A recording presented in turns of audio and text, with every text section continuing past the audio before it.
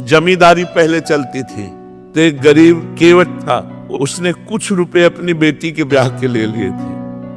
तो साल 2 साल में मेहनत करके पैसा एकत्रित किया और जमींदार को दे दिया जाके। जमींदार ने वो रुपया लिया और फाइल से नाम नहीं काटा।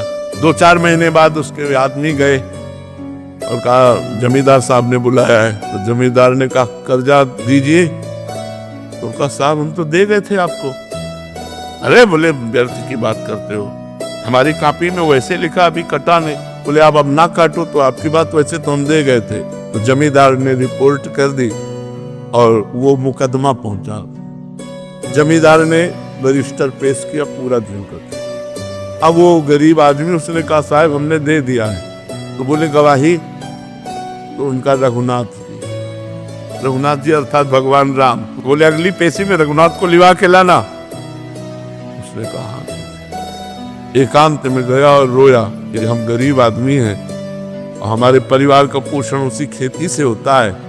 प्रभु यदि आपने गवाही न दी तो हमारा तो सब बर्बाद हो जाएगा, हमारी बात झूठी हो जाएगी। जिस समय वो पैसा दिया था उस समय आप थे, क्योंकि आप सर्वत्र हैं तो आप उस जगह भी थे, इसलिए आपको गवाही देनी पड़ेगी। पहुंचा, उनका अपनी गवाही पेश करो।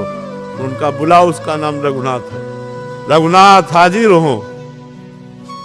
लाठी टेकते हुए आए और जमींदार से कहा 100 का नोट हुआ, 200 का नोट हुआ, इतने सोने के सिक्का उस जगह तुम्हारे रखे, वो इसी के तो दिए हुए हैं, हमने देखा।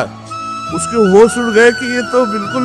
और अब जमींदार की भगवान के सामने हिम्मत नहीं, जब आंख में आंख डाल के बात की ना तो उसकी हिम्मत। बोले हाँ हाँ हाँ हाँ।